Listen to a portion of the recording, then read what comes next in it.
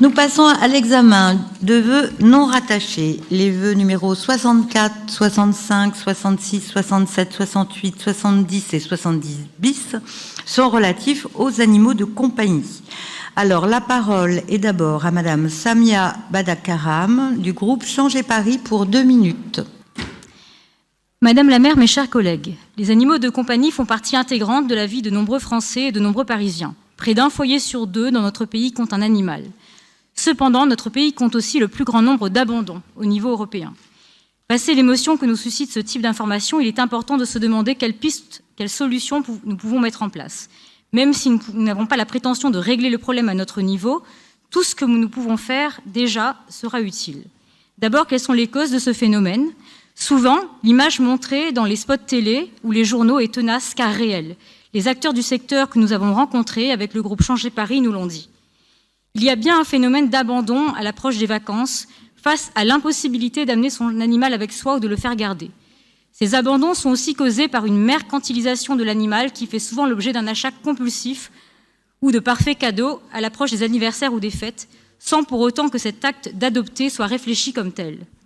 L'autre question qui motive ce vœu est le devenir d'un animal, souvent unique compagnie de personnes âgées ou isolées, lorsque le maître est dans une situation d'incapacité de la vie, comme une hospitalisation. Des dispositifs, là aussi, existent. Il en a été question brièvement mardi, mais ils méritent d'être mieux connus. Les structures qui essaient de prévenir ces situations et qui luttent contre les abandons sont présentes sur le terrain. Elles méritent d'être mieux identifiées. C'est le principe de notre demande, structurer ce réseau pour mieux valoriser le travail des acteurs existants et mieux le faire connaître. Par un effet boule de neige, ça tombe bien, c'est de saison. Cela pourrait faire naître d'autres vocations, renforcer les moyens d'action de ces associations et ainsi de mieux couvrir le terrain. Je vous remercie.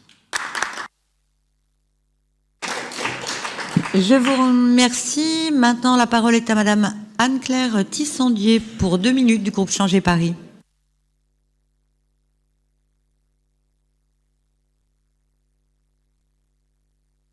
Elle est en Webex et elle n'est pas connectée. Bon, je vous propose qu'on passe à Monsieur Paul Attin. Merci Madame la maire, mes chers collègues. Il s'agit d'un vœu relatif à la création d'un espace canin, place du Général Catroux dans le 17e arrondissement. C'est un vœu qu'on souhaite depuis plusieurs années, la création d'un espace canin qui puisse accompagner l'usage tout simplement, puisque sur cette place il y a déjà beaucoup d'habitants qui promènent leurs chiens sur un espace. Évidemment ça s'ancre aussi dans cette période où la mairie de Paris a choisi d'annuler le projet pour inaugurer le jardin Solitude. Donc nous, notre position, c'est évidemment de pouvoir créer un espace canin sur cette place du Général Catroux qui est très grande, qui ne nécessite pas pour autant qu'on installe cet espace canin précisément là où il y a le jardin Solitude, ni là où il y a la sculpture. Donc voilà, c'est vraiment une nécessité pour les habitants de cet espace et puis de cette place. C'est pour cette raison que Geoffroy Boulard, Brigitte Custer, Caroline Lubin-Noël, Frédéric Pechnard et les élus du groupe Changer Paris souhaitent la création d'un espace canin. Je vous remercie. Alors, je vais maintenant passer la parole à Monsieur Franck Marguin du groupe Changer Paris. Marguin, oui, pardon. Ça me ferait plaisir, Marguin, oui. Allez-y. C'est pas grave. Monsieur Marguin. C'est pas grave. Donc, Madame la maire, qui représente Madame Hidalgo, mes chers collègues, il est indispensable que chaque animal puisse bénéficier des contrôles et des soins nécessaires à sa bonne santé. Tout le monde en convient.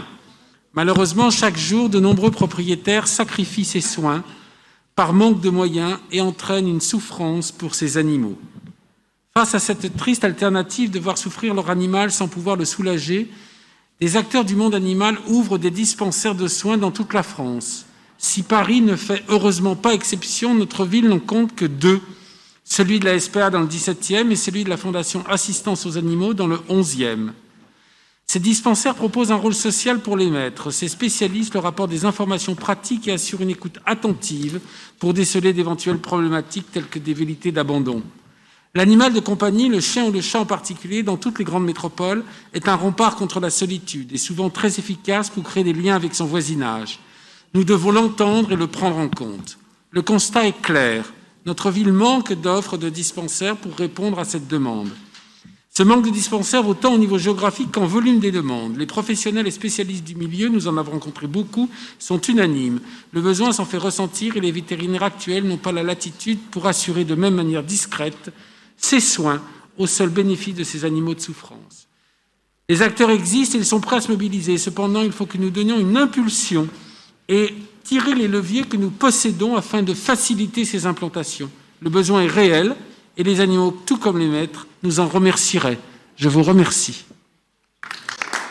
Je vous remercie, Monsieur Marguin. Alors, il semblerait qu'on ait retrouvé Madame Anne-Claire Tissandier.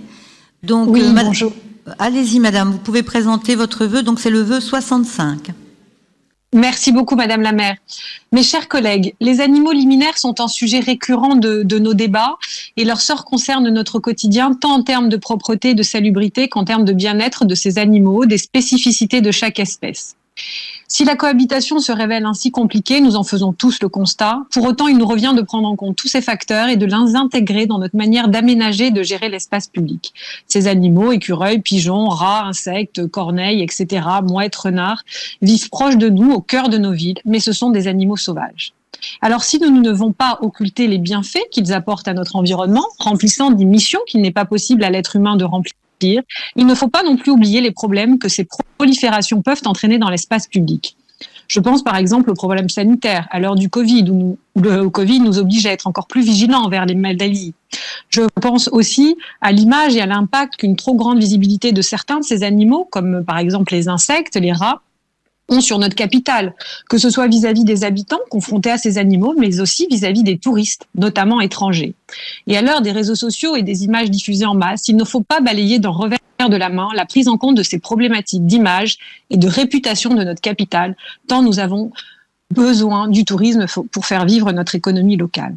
C'est pourquoi la place des animaux liminaires à Paris doit pouvoir être interrogée sans tabou et sans invective. Parler de leur place dans la ville et de leur nécessaire régulation pour limiter leur prolifération, se pencher sur les adaptations de nos architectures bâtimentaires ou encore de notre mobilier urbain doit se faire. Pour toutes ces raisons et pour apporter des réponses concrètes et raisonnables à ces questions, nous demandons à ce que dans le prolongement de la mission Animal en ville, vous initiez une mission ciblée sur les animaux liminaires qui travaillerait sur leur place dans notre ville. Et nous souhaitons que les rendus puissent être pleinement intégrés dans le futur PLU pour lequel nous allons travailler. Je vous remercie.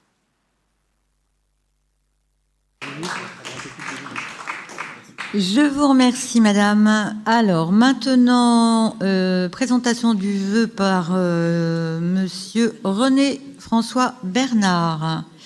Groupe Changer Paris, et c'est le vœu 68. Absolument. Merci, Madame la maire, mes chers collègues. Je poursuis sur le thème du chien et de son bien-être, c'est-à-dire sa liberté. Paris compte 100 000 propriétaires de chiens. Ces fidèles compagnons ont besoin de se dépenser, de gambader, de renifler, de jouer avec leurs congénères. Les balades en liberté sont indispensables à leur équilibre, à leur santé aussi bien physique que mentale. Elles constituent un préalable à un comportement sociable et respectueux des autres maîtres et de leurs chiens. La promenade du matin réunit par ailleurs les communautés des propriétaires de chiens, renforçant ainsi la vie de quartier. Les passants, en particulier les personnes âgées, apprécient particulièrement cette animation matinale et viennent volontiers en profiter dans les jardins concernés. Un sondage réalisé par Opinionway montre, hélas, que Paris n'est pas adapté aux chiens, en particulier parce que les squares et jardins qui leur sont ouverts sont rares et exigent l'usage de la laisse. À Paris-Centre, il y en a 11, mais seulement 3 dans le 11e et 7 dans le 12e, pour ne prendre que ces exemples. Paris a lancé les caniparks, mais ils ne sont que 2 douzaines, souvent insalubres et très minéralisés. Difficile dans ces conditions d'assurer l'épanouissement de nos fidèles compagnons. Nous ne pouvons continuer à accueillir nos chiens à Paris dans des conditions aussi indignes.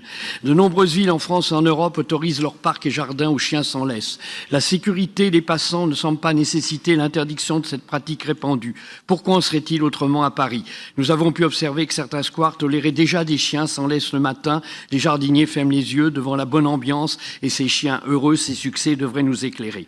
Il se trouve que l'article L. 2511-21 du Code général des collectivités territoriales précise qu'une commission mixte composée d'un nombre légal de représentants du maire d'arrondissement et du maire de la commune ou du maire de Paris définit les conditions générales d'admission et d'utilisation des équipements déconcentrés et en particulier les jardins.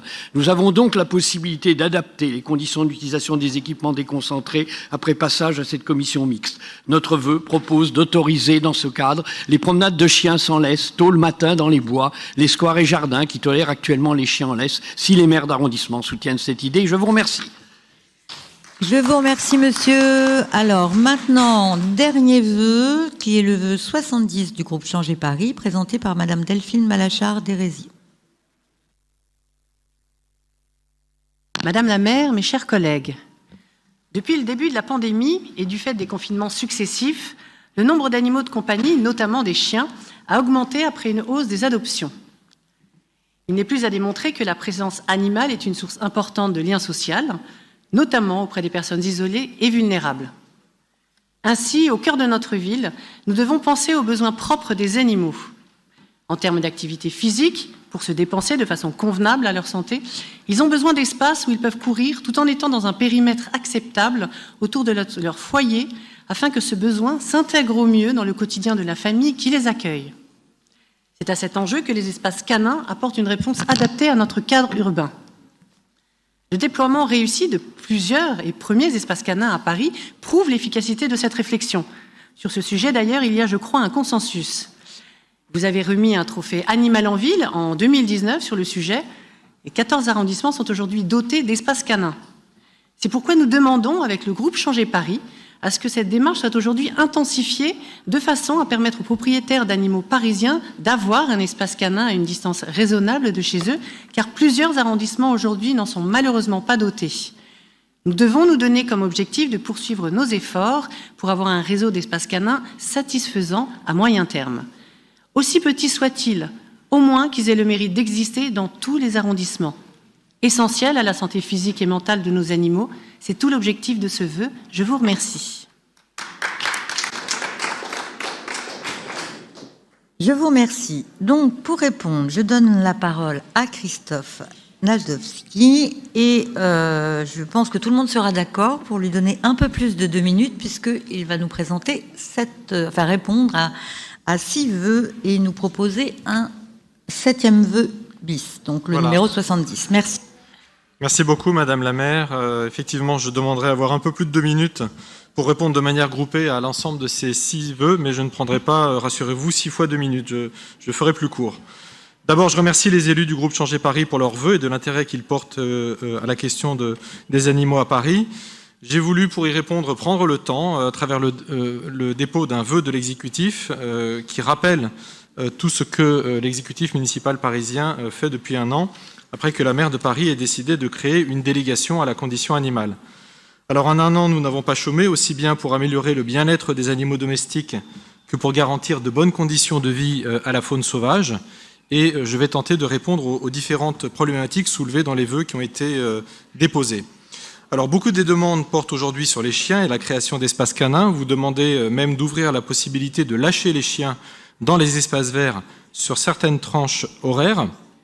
Je vous le dis d'emblée, je ne suis pas favorable à cette demande. En effet, si les chiens ne sont pas tenus en laisse, ils vont naturellement se déployer un petit peu partout, ce qui peut entraîner des mésusages, ça peut être du bruit, ça peut être des dégradations diverses, notamment au niveau des pelouses.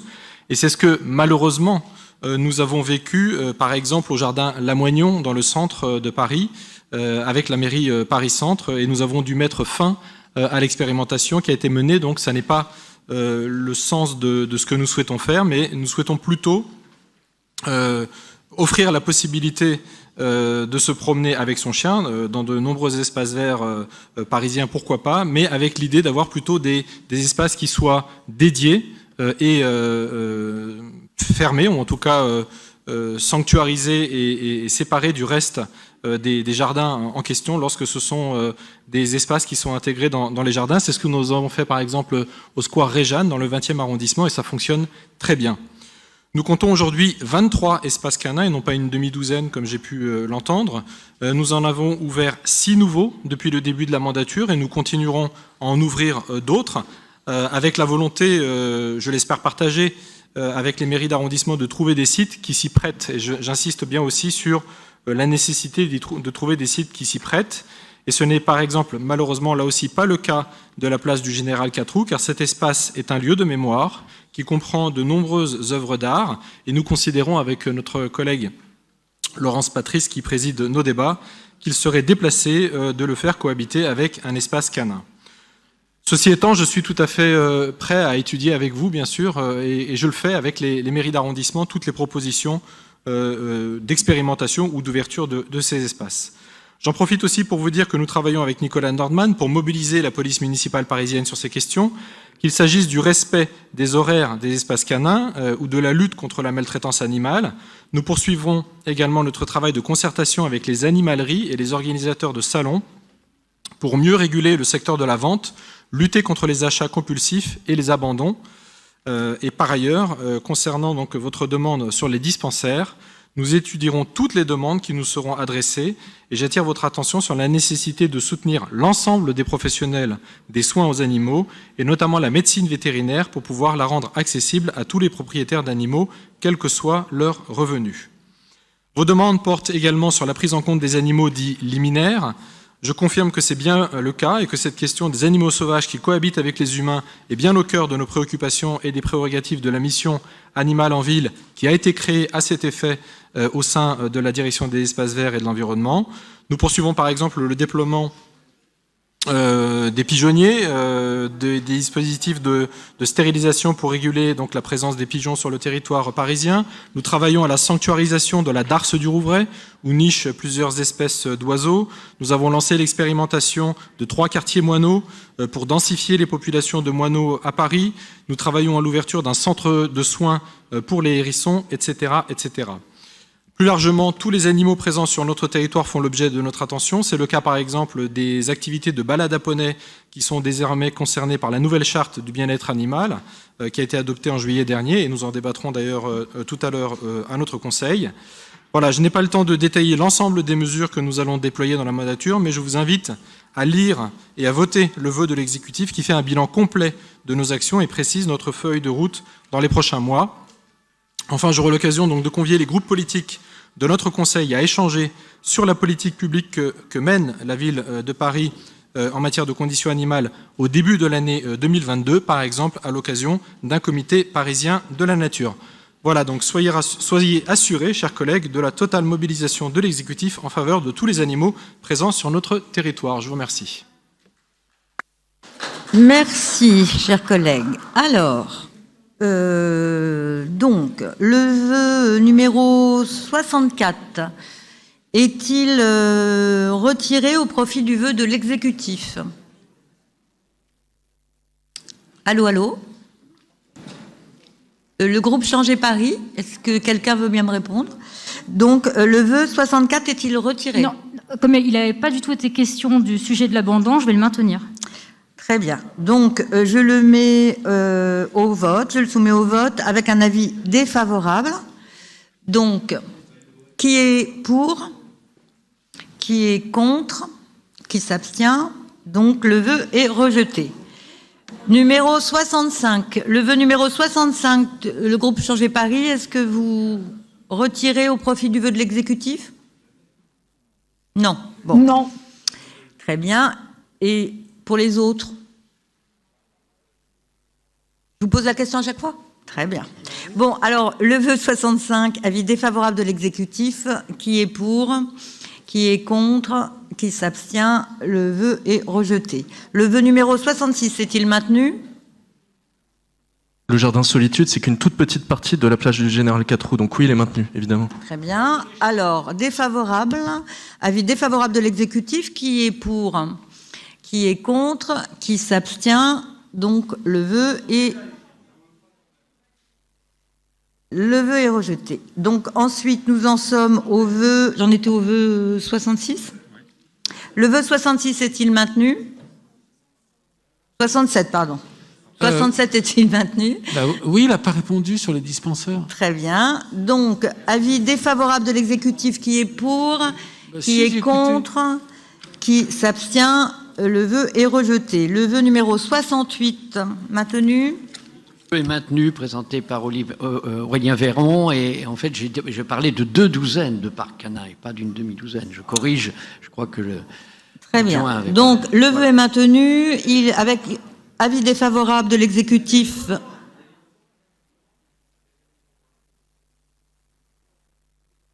Non, défavorable. Défavorable. Donc, s'il vous plaît, le vœu numéro 68 avec un avis défavorable, je le mets au vote. Qui est pour? Qui est contre? Qui s'abstient? Donc, le vœu est rejeté. Ensuite, le vœu numéro...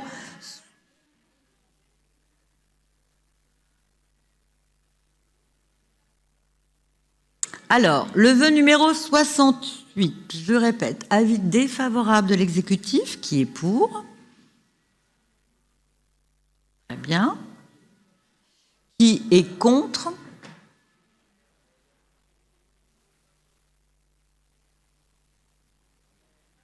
Qui est contre? Voilà. Et donc, c'est bon? C'est bon? Bon, qui s'abstient?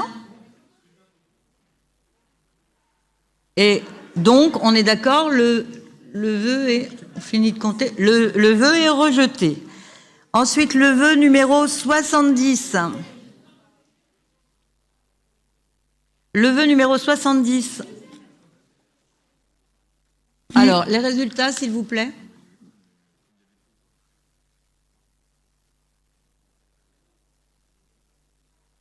Bon, alors on recommence.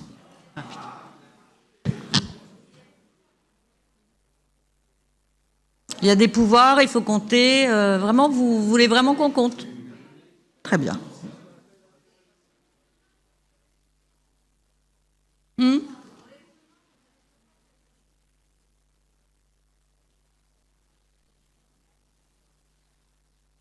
Alors, je recommence. Le vœu numéro 68, avis défavorable. Qui est pour?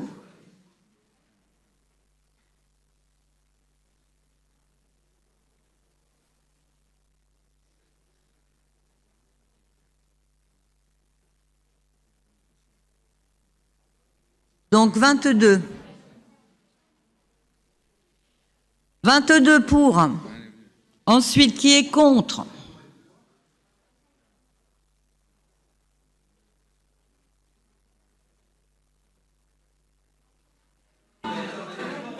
Non, sans pouvoir, là, pour l'instant. Sans pouvoir, déjà.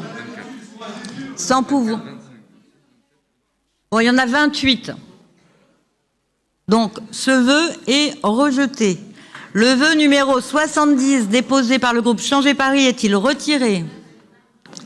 Non. Non, il est maintenu. Il est maintenu. Qui est pour? Qui est contre? Qui s'abstient? Le vœu est rejeté. Je mets maintenant aux voix le vœu numéro 70 bis de l'exécutif et j'ai une explication de vote de Delphine Malachard-Déressier. Ah bah je sais pas, moi c'est ce qu'on a noté. Non, puisque je vous ai donné mon vœu, j'ai présenté mon vœu, très bien, donc j'ai pas d'explication. Très bien. Donc avis, le vœu numéro 70 bis avec un avis favorable de l'exécutif qui est pour, qui est contre, qui s'abstient et le vœu est donc accepté, voté.